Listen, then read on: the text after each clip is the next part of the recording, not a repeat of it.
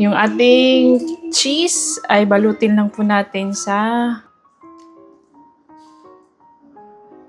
ng magpapangasawa. Iririto ko kayo guys. Ang pogi! Legit!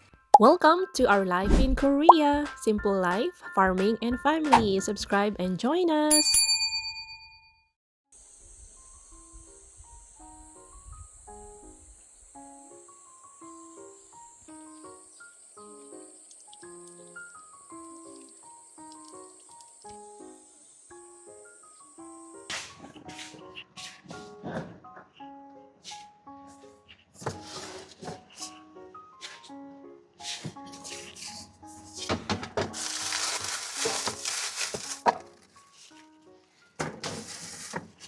Hello mga kabisdak! Welcome back sa ating channel!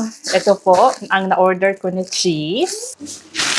Ang na-order kong cheese online at gagawin na natin. Di ba kahapon, hindi po natuloy yung aking paggawa ng potato, anong tawag dyan? Cheese potato cheese, something potato cheese ball. Pwede din siyang ball, pwede din parang potato pancake lang na may cheese filling. Ito yun. Binuksan ko na siya actually kahapon. Tinikman ko guys. Okay naman. Ito siya. Colby Jack Cheese by Kirkland. Online ko to na guys, nabili. Product made in the USA. So yung ating potato, nuha ako lang sa ref, guys, para makita nyo. But before that, ay, kanina, ginamit ko na po ang ating knife. Maganda siya mga kabista, panghiwa ng karne. Yung nabili natin sa Daiso. Si LE po ngayon ay kumakain. Yung bigay ni Myunggi upa na mga meat, na binigay ko na sa mga boys yung 3/4 and then yung 1/4 is sa akin. Gagawa ako ng humba kasi na-miss ko ang humba. Gagawa tayo ng humba, magluluto po tayo ng humba and yung potato pancake na may cheese filling. Yun po ang gagawin natin today. Actually ngayon guys is 2 p.m. na po. Nag-snack sa CLE. 2 p.m. na ngayon, late na po tayong nag-vlog. Maghihiwa muna tayo ng ating karne. Tatanggalin ko yung oil mga kabisdak pa. Malinis po ito aking mga kamay. So yun nga, ang init today. Grabe, painit ng painit. Alam nyo, nakakabahala na po ang init. Kasi unang dating ko po dito sa Korea, first summer ko, ang pinakamainit na temperature na na-experience ko sa summer season is 40 degrees Celsius, guys. And alam nyo, pataas po siya ng pataas every year. Ngayon po ang hindi pa ng summer hindi pa yung pinaka-peak talaga. I think mid-August yung pinaka-mainit talaga. Pero ngayon, August 2nd pa. 41 na mga kabisdak, 41.7 ang pinakamainit na temperature. So meaning, painit na po ng painit ang ating summer, no? Which is nakaka-worry. Yung global warming effect, mga kabisdak. Painit ng painit ang summer, palamig na palamig ang winter. So, nagiging harsh na po ang ating environment. Yun. So, hiwain ko lang siya ng ganun. So, nakapangbahay lang po tayo, no? Kasi nasa bahay lang tayo. Nakapangbahay, of course, si Ajuma, naka-sleeveless na tayo dahil nga mainit na mainit. May man siya.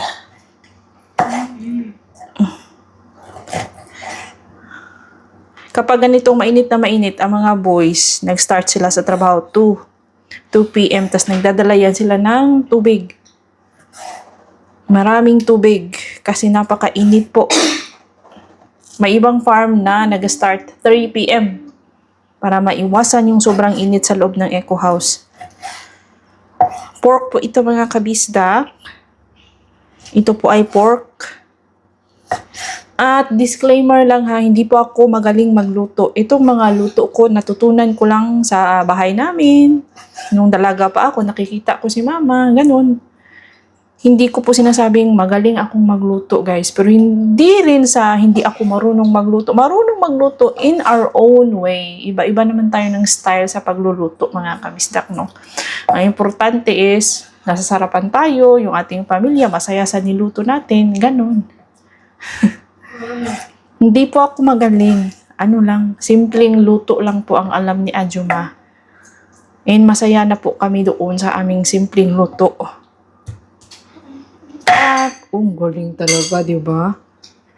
So, ayan, i-ano ko lang, i-sear ko lang ito mga kabisdak hanggang sa maging brown, lumabas yung oil. Ganun po ang style ko sa paggawa ng, para siyang humba na parang adobo. My own style of cooking, humba adobong pork. Ayan, lalagyan lang po natin yan ng asin. Naka-on kasi yung aircon mga kabisdak, kaya yung hangin is lagyan muna natin ng asin, no? Asin.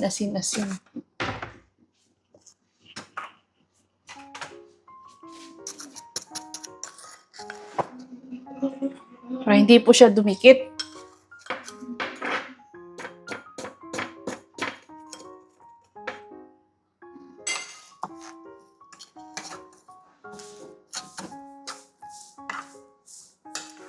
Asin po yan, guys. Ihalo-halo lang natin. Mas maganda kung rock salt ba. Ito is iodized salt na kasi, guys. Wala tayong rock salt.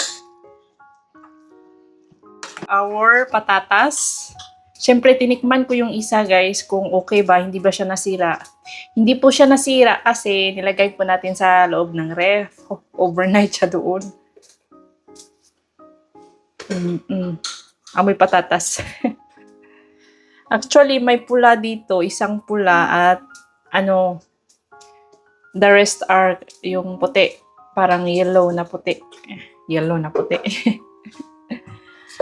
Yan siya, guys. I-mash lang natin siya. Mabilis lang po itong lutuin kasi luto na yung ating patatas. Ipapan fry lang natin. Nakita ko po ito na recipe sa FB. So, sinave ko at gagayahin ko kasi napakadali lang niyang sundan. For snacks, mga kabistak. Okay, let's mash na mga kabisdak. Uy.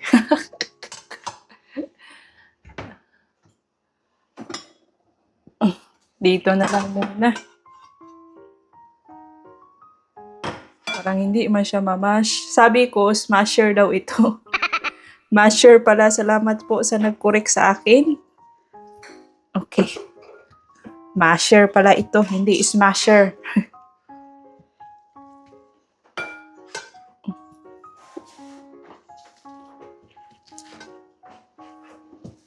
Ma? Mm-hmm. Ma?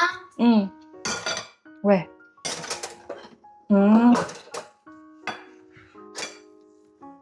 Jopsi.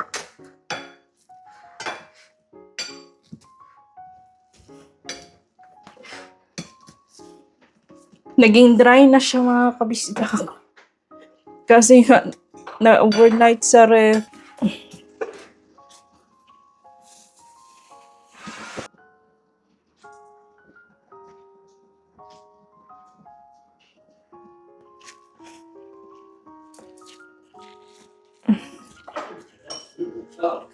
Gumawa din po ako ng mashed potato for DE. Nilagyan ko lang ng mayonnaise, kaunting black pepper powder, kaunting asin, kaunting asukal, mga kabisdak. Hindi na ako naglalagay ng MSG, kaunting asukal na lang po. At lalagyan ko sana ng condensed milk pero ayaw ni DE. So yan lang, ganyan lang po ang gusto ni DE na recipe ng kanyang mashed potatoes.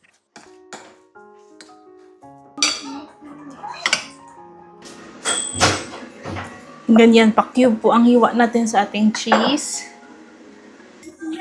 Ang ating mga cheese na pa-cubes.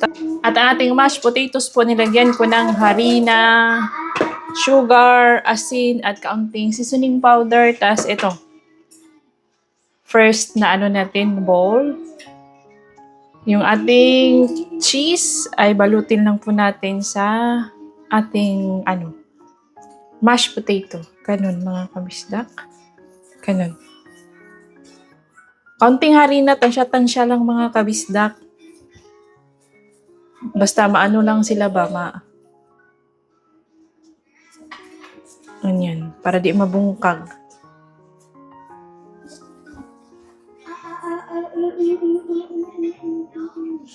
Medyo malaki nga itong ating ano eh. Medyo malaki po yung ating cheese. Eto mga kabisdak, ang mga malalaking balls, potato balls na ano natin. I-deep fry po natin siya.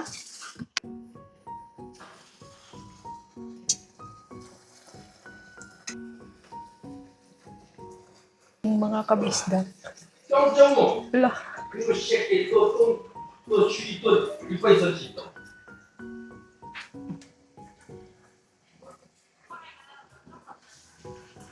Ganyan po, gusto ko na naga-brown-brown na bago natin gawing humba. Humba adobo ang ating pork. Ang cute. Tingnan nyo. So cute man yan.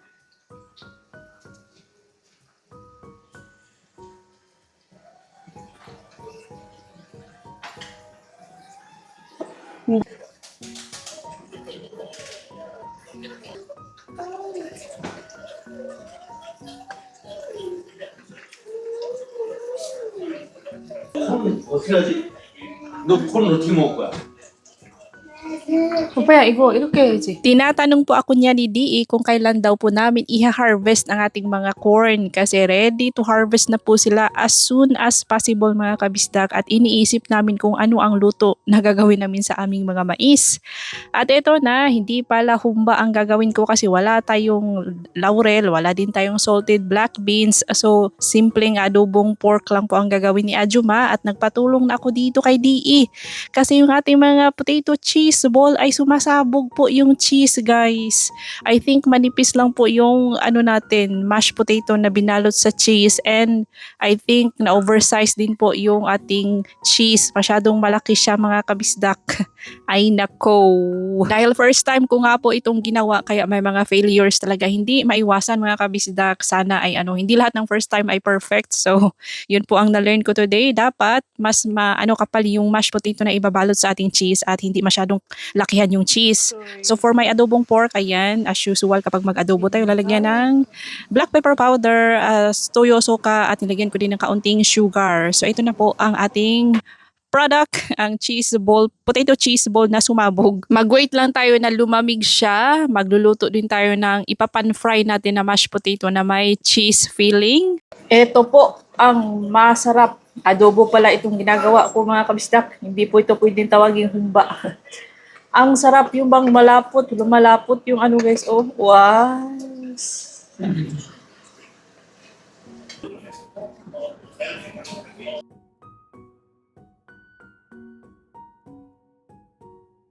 Mas mabilis po gawin at mas healthy po ito na version itong mashed potato, pan-fried mashed potato na may cheese filling guys kasi less oil lang po, hindi natin i-deep fried ba yung ating pan-fried cheese filled mashed potato.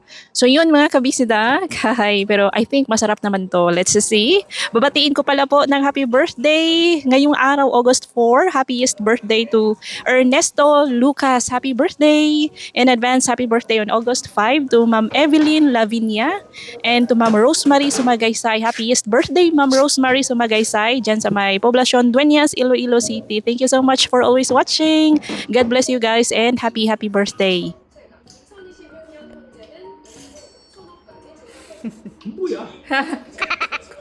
This is the pan-fried potato, cheese mga kabisdak. Yung mashed potato natin, okay lang daw sabi ni DE. So, itong hindi nag-fail yung ating titikman pero medyo mainit pa siya mga kabisdak.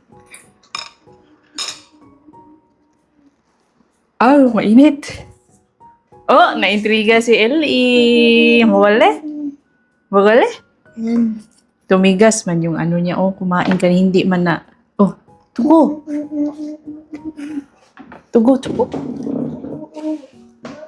Mainit pa siya guys.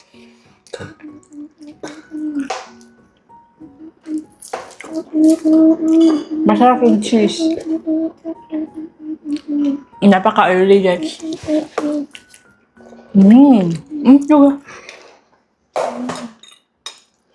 Mom. Mashed potato, masarap.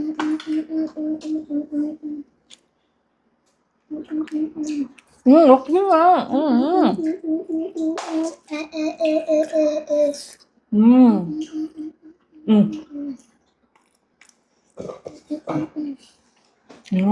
Ano ba?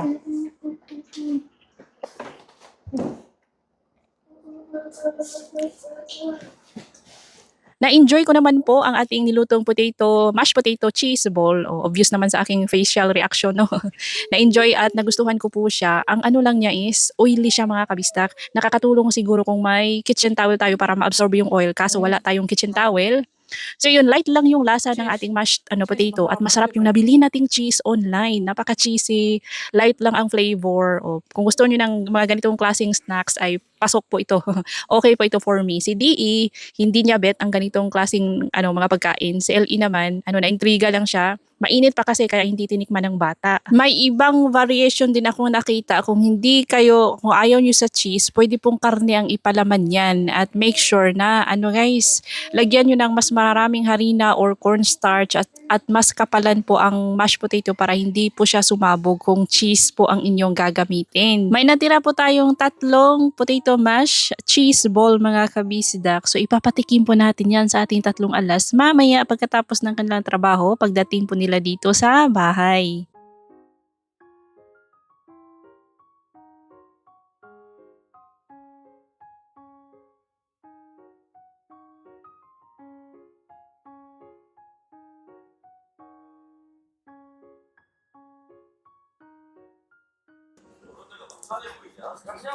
Si Millie Boy, kawawa po yan si Millie Boy. Tingnan nyo yung kanyang paa, oh, may dugo.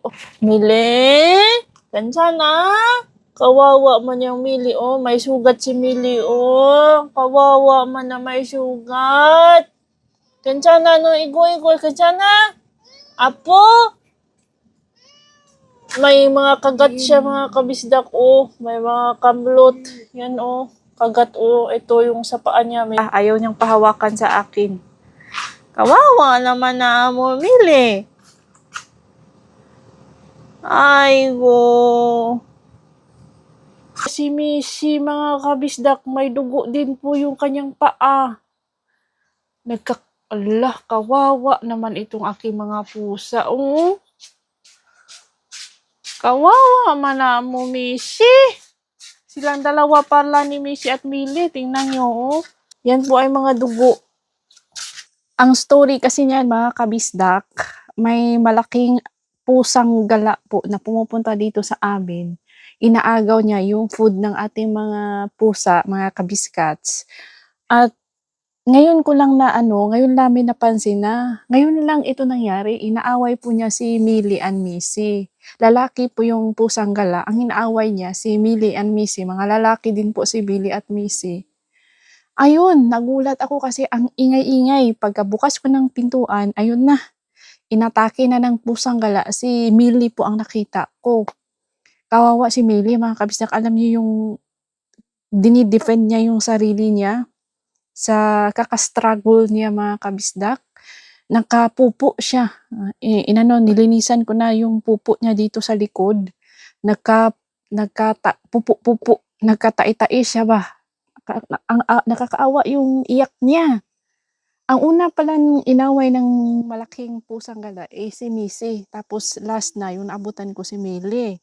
Na-stop lang yung fighting niya kasi kumuha ako ng plastic yata yung nadampot ko.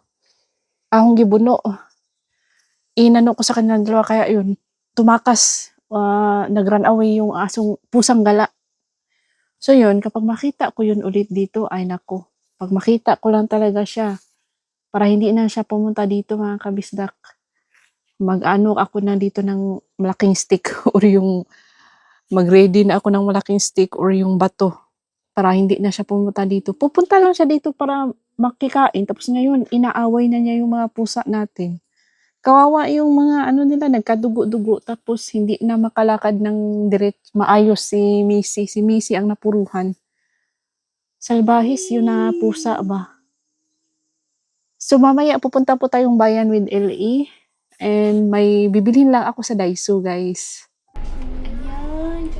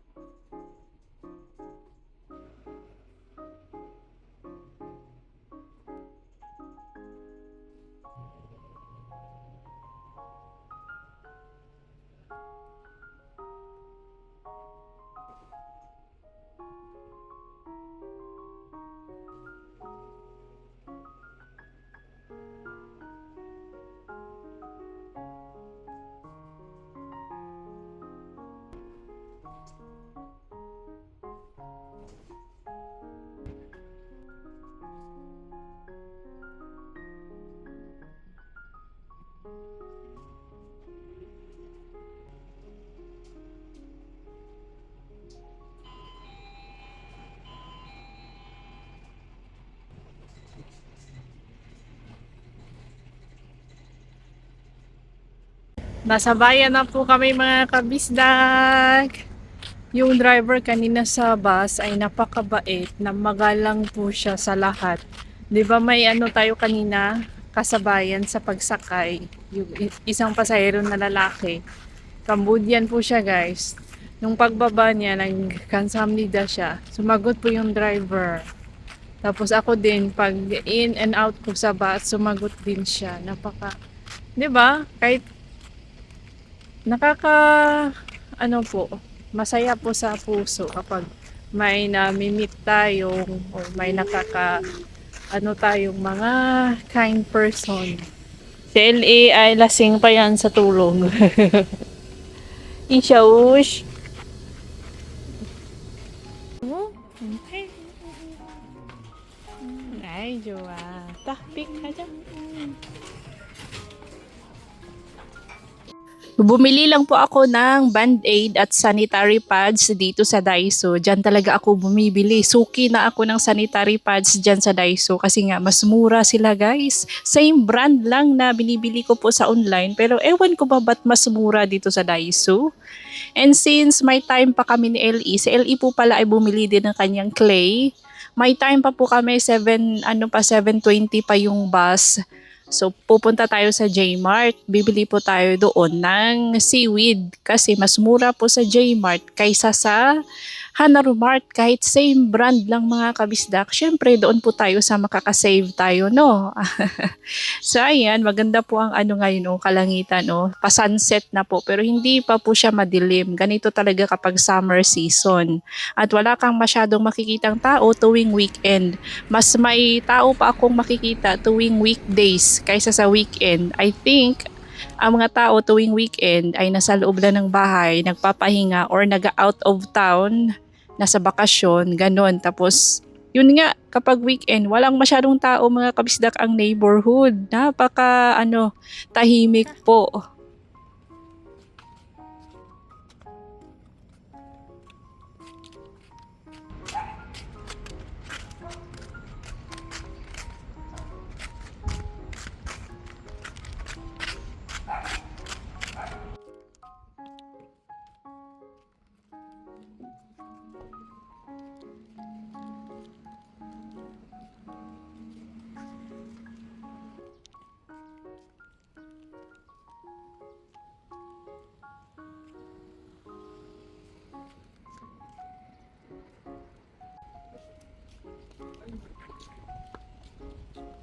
"7:30 po darating ang aming bus. Ngayon ay 7:15. So, 15 minutes lang po ang aantayin natin. Galing na po kami sa J-Mart.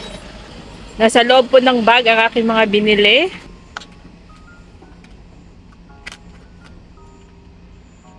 Guys, may nagbigay po sa atin. Harvest na sila una siguro sila katanong namin yung nakibis na yung harvest. Ihatag ko na ng hubog boy. 10 kilos. Nga na. Dalawa po yun mga kabisdak. Ito yung, tatlo pala. Tatlong ganito. Bigay po nung naalala nyo yung nag-part-time po ako na kuninto ko sa inyo dati. Naalala nyo yung kwento ko na nag-part-time si Ajuma. Nag-part-time po ako doon with Lungkoy na dahil first time ko nga is madami akong nabali. Ang lucky mga kabisdak, sinwerte ako yung maswerte po doon, Charis. May pa naalala ko dati sa comment section, may nag-comment pa doon na bakit daw ako tumatawa,